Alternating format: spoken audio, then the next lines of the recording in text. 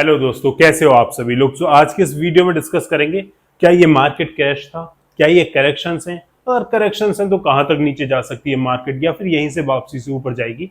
लेकिन इससे पहले ये समझ लेते हैं जो मैंने लास्ट वीडियो में बोला था आपको, जब निफ्टी का प्राइस 26,270 के आसपास चल रहा था ऑल टाइम हाई पे, मैंने बोला था कि यहां से प्राइस 25,800 के लेवल तक नीचे आ सकती है। एग्जैक्टली आप देखोगे तो 25,800 के लेवल के नीचे भी मार्केट गई है।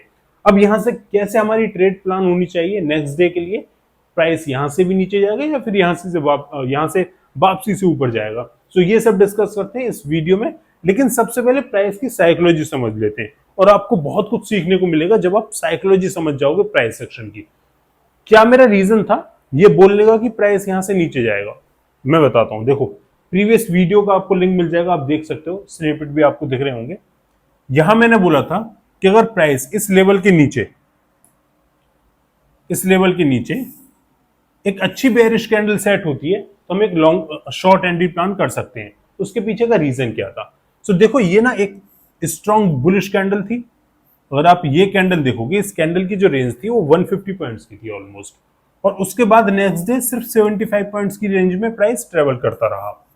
सो जब ट्रेंड की डायरेक्शन में, मान लो एक अप ट्रेंड चल रहा है, अप ट्रेंड की डायरेक्शन में अप ट्रेंड को कंटिन्यू कौन सी कैंडल्स करेंगे? Green candle, bullish candle. Up trend की डायरेक्शन में बुलिश कैंडल ही बनती है, और बुलिश कैंडल भी उस ट्रेंड को कंटिन्यू ना कर पाए, उसके बाद भी हमको पॉज देखने को मिले, वो शो करता है कि यहां बायर्स एग्जॉस्ट हो रहे हैं, धीरे धीरे सेलर्स पोजीशन में आ रहे हैं, बायर्स एग्जॉस्ट हो रहे हैं। और यही हमारा साइन था पहला कि यहां से मार्केट नीचे जा सकती है।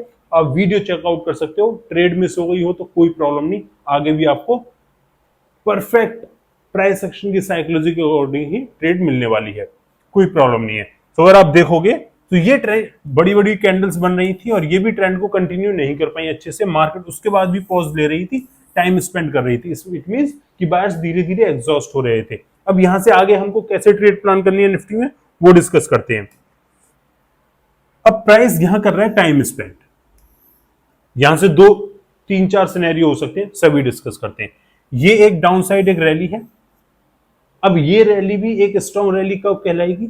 या तो ये रैली अपना एक करेक्शंस दे, ऊपर जाए, उसके बाद नीचे आए, या फिर ये रैली यहीं पे टाइम स्पेंड करे, उसके बाद ब्रेक डाउन दे। सो या तो ये जिस तरह से टाइम स्पेंड कर रही है, या तो इसी तरह से टाइम स्पेंड करे 1-2 दिन, उसके बाद इस लेवल का 25,760 के लेवल का ब्रेकडाउन दे अच्छी बेयरिश कैंडल से, उसके बाद में हम नीचे जाएंगे। और हमारे टारगेट्स कहां तक हो सकते हैं? प्रीवियस जो हमारी सपोर्ट है, प्रीवियस जो हमारी रेजिस्टेंस है, सॉरी, अब वो एज ए सपोर्ट का काम करेगी। मान लो प्रीवियस ये हमारी सपोर्ट थी, ये हमने मार्क कर ली, और इस सपोर्ट से एक हॉरिजॉन्टल लाइन खींच दो जिस लेवल तक ये आ रही है। मान लो 25,550 और 25,600 के बीच की ये रेंज निकल के आ रही है। तो मान लो ये हमारे टारगेट्स हो सकते हैं। लेकिन उससे पहले ये सिनेरियो समझ लेते हैं। मान लो अगर यहां से प्राइस ऊपर चला जाता है, अब कहां तक ऊपर जा सकता है? ये जो रैली है, इस रैली का जो 50% है, 50% निकल के आता है 26,000 का लेवल, ये हमारे स्ट्रॉन्गेस्ट सपोर्ट रेजिस्टेंस रहने वाला है। अब इस रैली के लिए ये एक रेजिस्टेंस का काम करेगा। अगर 26,000 के लेवल के आसपास हमको बेयरिश एंट्री या कोई भी प्राइस एक्शन फॉर्म हमको देखने को मिलता है, लाइक पैटर्न हमको देखने को मिलता है, जैसे डबल टॉप हो गया या फिर एन पैटर्न हो गया, इस तरह का कोई भी पैटर्न हमको देखने को मिलता है, वहां भी एंट्रीज प्लान कर सकते हैं। ये भी हमारा एक रेजिस्टेंस का लेवल है 25,900, क्योंकि अगर इस लेवल तक भी प्राइस ऊपर जाता है और अच्छी बेयरिश कैंडल देखने को मिलती है, वहां भी हम शॉर्ट एंट्रीज प्लान कर सकते हैं। अगर प्राइस एक दिन और टाइम स्पेंड करता है इस लेवल पे और उसके बाद में इस लेवल का ब्रेकडाउन देता है, तो फिर भी हम एक शॉर्ट एंट्री प्लान कर सकते हैं। लॉन्ग एंट्री अभी प्लान नहीं करना जब तक हमको कंफर्मेशन नहीं मिल जाए। कंफर्मेशन कैसे मिलेगी वो डिस्कस करते हैं। मान लो ये एक अपसाइड मूव में चल रहा था प्राइस पहले, अब प्राइस ये करेक्शंस दे रहा है। अब ये करेक्शंस यहां तक कंफर्म हो गए हैं कि यहीं तक करेक्शन देगा, इसके बाद ऊपर जाएगा। उसके लिए कुछ आपको कंफर्मेशंस का वेट करना पड़ेगा। कंफर्मेशंस कैसे? यहीं से प्राइस टाइम स्पेंड करे और ब्रेकआउट दे दे, टाइम स्पेंड करने के बाद इस रेंज का ब्रेकआउट दे दे, ब्रेकआउट देने के बाद वापसी से आए, जो ये रेजिस्टेंस थी आगे सपोर्ट का काम करेगी, इस लेवल पे आए 25,800 के लेवल पे, फिर उसके बाद में यहां से रीटेस्ट करे ऊपर जाए। सो ये कंफर्म हो जाएगा कि करेक्शंस सिर्फ यहीं तक थे, 25,800 के लेवल तक ही करेक्शंस थे और यहां से प्राइस वापसी से अप ट्रेंड की डायरेक्शन में जाएगा। तो इस तरह से आप ट्रेड प्लान कर सकते हो। मेरा मोटिव है आपको प्राइस सेक्शन समझाना, प्राइस सेक्शन की साइकोलॉजी समझाना, कोई टिप्स बेचना मेरा कोई भी मोटिव नहीं है, और यही मैंने सब वीडियो में बताता हूं आप सभी को। अगर आपको वीडियोस पसंद आ रही हैं, एनालिसिस पसंद आ रहे हैं, आप लोग बहुत प्यार दे रहे हो, उसके लिए थैंक यू सो मच।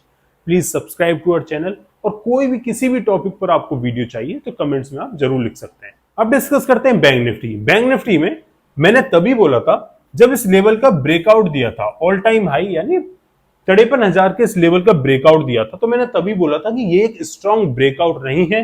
मुझे नहीं लगता, आप चेकआउट कर सकते हो प्रीवियस वीडियोस को, मुझे नहीं लगता कि यहां से प्राइस कंटिन्यू करेगा अपसाइड मूवमेंट में। क्यों? डायरेक्ट एक डायरेक्शनल रैली दी है, डायरेक्शनल रैली दी है, और एक ब्रेकआउट भी दिया है, डायरेक्ट ब्रेकआउट दिया है 53,370 का। तो आप मुझे बताओ, क्या ये सीधा ब्रेकआउट दे देना एक अच्छी निशानी है, अच्छे इंडिकेशंस हैं? जब मार्केट स्ट्रॉन्ग मार्केट मूव होती है, कैसे मूव होती है? वो higher highs and higher lows लगाती हुई मूव होती है, ये स्ट्रॉन्ग मार्केट कहलाती है। ये स्ट्रॉन्ग मार्केट नहीं होती, ये स्ट्रॉन्ग मार्केट कहलाती है। तो क्या ये ब्रेकआउट एक स्ट्रॉन्ग इंडिकेशन है? मुझे नहीं लगता। एफआईआई ने क्या खरीदा, फेड क्या बोल रहा है, मुझे नहीं लगता। लेकिन मुझे ये लगता है कि ये जो डायरेक्शनल रैली दी है मार्केट ने, ये एक स्ट्रॉन्ग रैली नहीं लगती। स्ट्रॉन्ग रैली तब होगी जब ये आ जाए नीचे और अपना करेक्शंस दे दे एटलीस्ट 50% का फिबोनाची लेवल्स के अकॉर्डिंग। इतने परसेंट स्ट्रॉन्ग ब्रेकआउट कब होता है? मान लीजिए ये एक रेजिस्टेंस है, ये एक रेजिस्टेंस है और प्राइस यहां से नीचे चल रहा है, मूव कर रहा है। अगर प्राइस हायर हाइज लगाते हुए ऊपर जा रहा है और यहां इस रेजिस्टेंस के पास टाइम स्पेंड कर रहा है, उसके बाद ब्रेकआउट देता है, वो एक स्ट्रॉन्ग ब्रेकआउट कहलाता है। लेकिन प्राइस डायरेक्ट मूव होते हुए आए और सीधे इस रेजिस्टेंस का ब्रेकआउट दे दे, वो एक स्ट्रॉन्ग ब्रेकआउट नहीं होता, वो एक फेक ब्रेकआउट होता है। एग्जैक्टली यही हुआ। प्राइस ने ऑल टाइम हाई का जब फर्स्ट टाइम अपनी resistance, first time all time high को टच करेगा, तो वहां कुछ ना कुछ देर टाइम स्पेंड जरूर करता है, क्योंकि वहां सेलर्स बैठे हैं पोजीशन को कट करने के लिए। लेकिन यहीं से अगर आप देखोगे तो प्राइस ने रैली दी और डायरेक्ट ब्रेकआउट दिया, वो एक स्ट्रॉन्ग ब्रेकआउट नहीं था, और यही कारण था। अब प्राइस यहां से कहां तक नीचे जा सकता है, ये जो करेक्शन है वो कहां तक हो सकते हैं, कहां तक नीचे जा सकता है।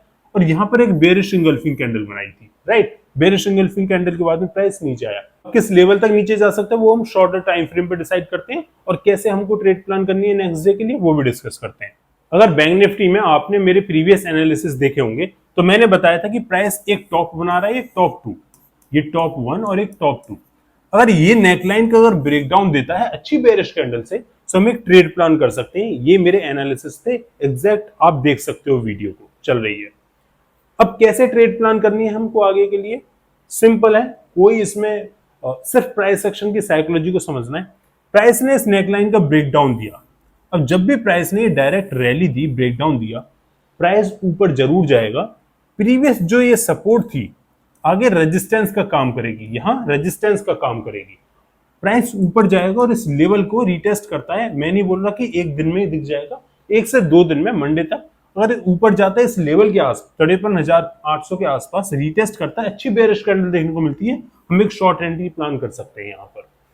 अगर मान लीजिए प्राइस गैप अप ओपनिंग देता है, मान लीजिए गैप अप ओपनिंग देता है और ऊपर जाता है, फिर इस लेवल को रीटेस्ट करता है, तो वहां भी हम शॉर्ट एंट्री प्लान कर सकते हैं। अगर 53,400 के आसपास गैप अप ओपनिंग देता है और यहां हमको, ये हमारा रेजिस्टेंस का लेवल कहलाएगा, ये जो प्रीवियस सपोर्ट थी अगर रेजिस्टेंस का काम करेगी, यहां हमको बेरिश कैंडल देखने को मिलती है, तो वहां भी हम शॉर्ट एंट्री प्लान करेंगे। लॉन्ग साइड एंट्री अभी प्लान नहीं करेंगे, क्योंकि प्राइस एक्शन वो हमको टाइम नहीं दे रहा और ना वो पैटर्न शो कर रहा कि हम लॉन्ग साइड एंट्री प्लान करें। अगर मान लो प्राइस फ्लैट ओपनिंग देता है, ना गैप अप ओपनिंग देता है ना गैप डाउन ओपनिंग देता है, जिसके चांसेस भी हैं, फ्लैट ओपनिंग देता है और प्राइस इस लेवल के आसपास इसी रेंज में ओपनिंग देता है और टाइम स्पेंड करने के बाद इस लेवल का ब्रेकडाउन दे देता है अच्छी बेरिश कैंडल से, तो हम वहां भी एक शॉर्ट एंट्री प्लान कर सकते हैं। कहां तक हमारे टारगेट्स होंगे? प्रीवियस जो हमारी सपोर्ट है, इन लेवल्स को हम मार्क कर लेंगे, 52,200 और 52,600, ये हमारे टारगेट्स हो सकते हैं शॉर्ट टर्म में। लेकिन जल्दबाजी ना करें ट्रेड ओपनिंग करने के लिए। अगर gap up and gap down opening देता है price, always wait for the reversals या कंफर्मेशंस का वेट करें। सो दोस्तों, ये थे हमारे analysis Nifty and bank Nifty में। अगर आपको वीडियो पसंद आई है तो please like the video, comments में अपने कुछ भी अपने व्यूज शेयर करना ना भूलें, जो भी आपके व्यूज है नेक्स्ट डे के लिए।